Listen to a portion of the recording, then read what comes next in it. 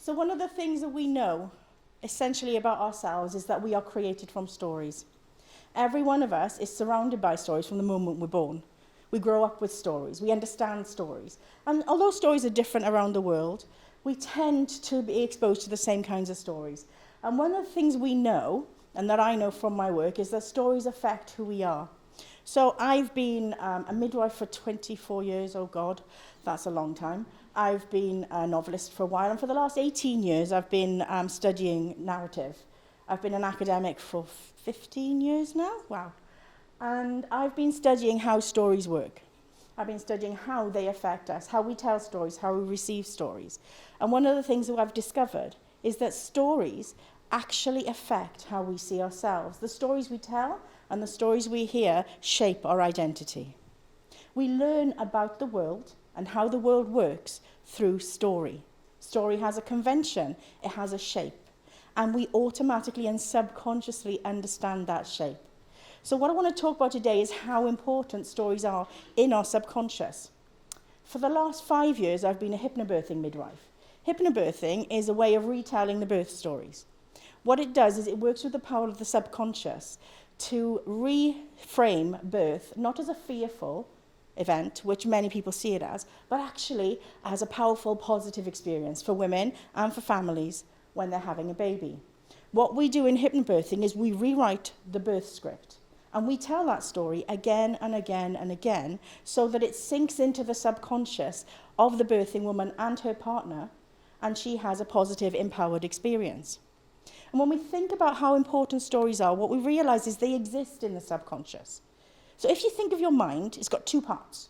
It's got the conscious mind, the bit that's working right now, and it holds up to five to eight facts at one go. And the subconscious mind, which holds all your memories. It holds all the patterns you've learned throughout your life. And it guides your actions much more than you think. So what I want to talk about is just how important stories are, how they work, and how you can change your life by rewriting your life script yourself. And that power is in all of us. So let's just think about stories, okay? What is a story? Now, an event, as you live it, is something that happens. This happens, and then this happens. But a story is something else. This is when we tell about an incident. And what you might not have fully grasped, though you might actually know this, is that when we talk about our lives, we automatically story what happened to us. We talk about an experience, you automatically put it into a story, and we give it a plot. We give it this causal element, which is what makes a story. So, something causes something else, that is your story. The king died and the queen died is a fact. It's just a statement. The king died, and then the queen died of grief, is a story because there's a cause. That something has changed. We also know that our classic stories, we like the shape of a classic story. It's got a beginning, a middle, and an end. Once upon a time to happily ever after, if we're lucky. And it moves through action and change. So, the way we use narrative, the way we use story in our lives, really, they both mean the same thing. So I might use the word term narrative, I might use the term story. They're the same thing, and they're something that we are familiar with because we've been told them since we were this big. So, where does our sense of self come from? We come to know ourselves, we come to know our world and the actions of others in our world through our understanding of stories and the stories that are being told to us. We see our lives as a story. We look at our lives in terms of archetypal stories. So you just think about some of the stories you know really well, and I'm going to mention a couple, and one of the ones I'm going to mention, well, we'll see which ones you know. So who's seen Star Wars? Yes, Star Wars. So you know that there's a classic hero narrative in Star Wars. You have a hero, yes. The hero is an orphan. He's damaged in some way. Something happens in his life, and his life changes. Yes? And he goes off on a quest to save the world. What about Harry Potter? Yes? The hero is an orphan. Something happens in his life. It changes. He goes off on a quest to change the world. What about the Lord of the Rings? Yes? The hero is an orphan. Something happens in his life. He goes off on a quest to change the world. Sound familiar? You'd be amazed how many of the stories that we consume are actually the same story being retold and retold. But we come to know ourselves because we relate to those stories. I could stand here and tell you fact after fact after fact, and you'd be like, yeah. But if I tell you a story, you're going to respond to it differently because you respond to a story with emotions. Stories speak to our subconscious mind, which is the seat of our emotions. So our understanding of ourselves comes through our emotional engagement with the stories and with who we see ourselves to be in those stories. The other thing is that in those stories, how we behave defines what kind of person we are, and how the people around us behave also tell us what kind of people they are. So our actions define our character, which is very interesting. But what is also interesting is that we narrate our stories in conventional ways. So here in the West, we have a very conventional story shape. We narrate our stories in that way, and we expect people to behave in that way if they're part of that story. So when we look at a situation, we reflect on an experience. If we put somebody in that story, in a particular character, we expect them to behave like that character. So I'm going to talk more about that in a little while. But first, let's talk about what a story looks like. This is the classic Western story arc. At the beginning, you've got this state of equilibrium. Everything's fine. You're just poodling along. Life's, it's all good. Luke's there with his father on the planet. His uncle on the planet, going to do his farm work. And then what happens? Something happens. The droids come. Buys the droids. The droids talk about Obi-Wan, and then everything changes. He goes out to find Obi-Wan Kenobi, and everything changes. That's when you get your rising action. And a lot of things happen. And during that process of rising action, you're moving towards what we expect, which is a climax. Now, if you think of the last story you told somebody about something that happened to you, did you put a climax in it? Did you lead them to a point where they go, oh, wow, so that's what happened? And then afterwards, you get the falling action, the resolution. You come to the end, which is the happily ever after. This is the shape of the stories we're most comfortable with in the West, and these are the kinds of stories we tend to tell about ourselves or about other people. So, other things about stories.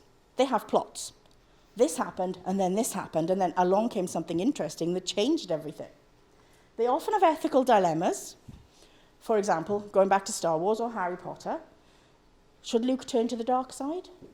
Should he? What's Harry Potter going to be? A Slytherin or a Gryffindor?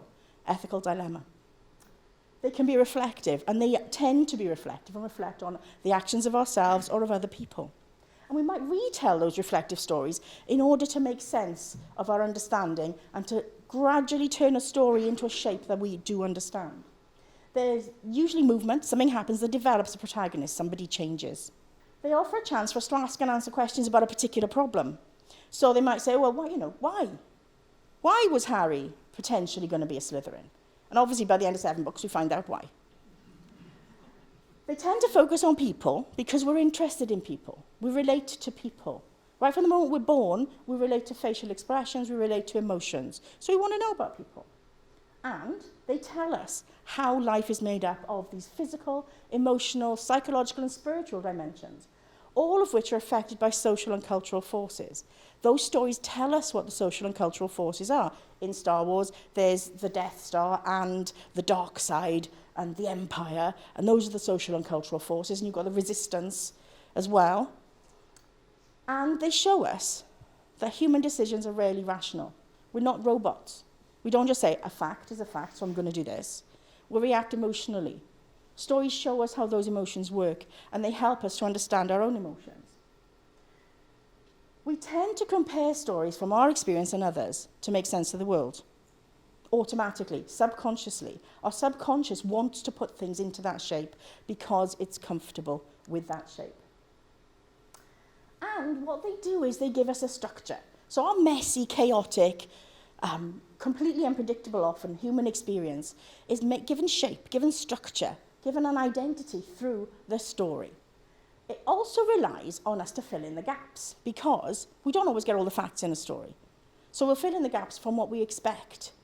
We might only get part of a story, and because we think, oh, I've heard this story before, we fill in the gaps. It's a subconscious act.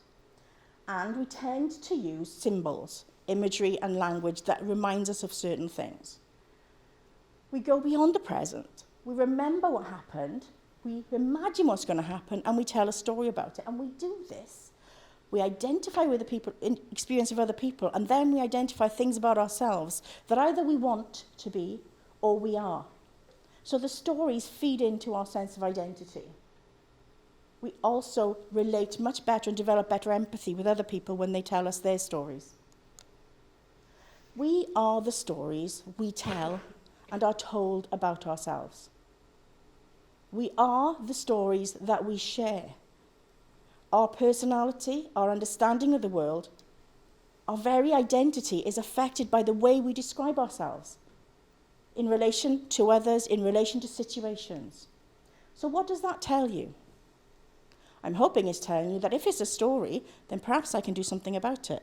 That if it's a story, it doesn't mean it's inevitably the same story, and that every one of us has the power to change our story. Stories work very, very powerfully on our subconscious mind. They shape our expectations. They help us to categorize people and also to stereotype people. But what if we could change our story? What if we could change the way we're presented to everyone else? Who are we in our stories? This is the first question you can ask yourself. Who am I in my story? Now, there are archetypal characters in all of the narratives that you will look at. Archetypes that we are really comfortable seeing in the films we watch, in the television programs, in the books we read. We look for these archetypes, and they're familiar to us, they're comfortable. So, for example, the sage, the wise person. You think of all the hero narratives you've ever thought of, there's going to be somebody wise. Somebody watch Game of Thrones? Who was Samwell Tarly if he's not the sage, the wise person? You've got the hero, you have the jester, the funny man. You have every man, the average guy, the average woman. All kinds of different people, but they speak to these archetypes. And subconsciously, we will align ourselves with those archetypes and the expected behaviours. The thing is that your autobiographical character, whether it's any one of these, that you might play in your story or someone else's, is not fixed. You might see yourself in a particular story as the helper. It might be that you're always the helper in the stories that you think telling about yourself. You might see yourself as a survivor. You might be the best friend. You might be Ron Weasley. You might be the villain. And you might not be very comfortable with that fact. It can be really hard to realize you're the villain, particularly in someone else's story. You might be the healer or the fool. You might be the siren luring people away to do something different with their lives. You might be the devil's advocate, always arguing the other point. Whatever you are, there's no moral value attributed to these characters, but whatever you are is not fixed. So you can change your story and decide that you're not going to be the protector anymore. You might want to be the best friend. You have that power within you once you're aware of how important it is to set for yourself your narrative identity, your autobiographical character. So, we are who we decide to be.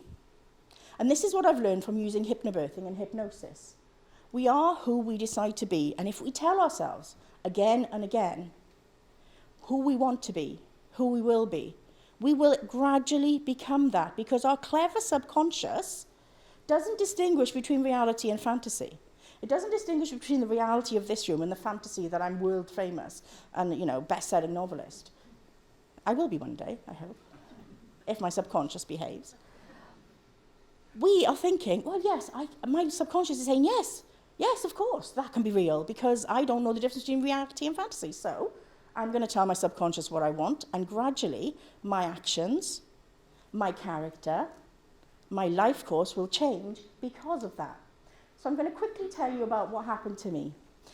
In our lives, we often get a watershed moment where something changes, and this was mine. 29 years ago, I had my first child. My life was a really good equilibrium. I was married, I was going to have a baby, that was my life. And then the baby died.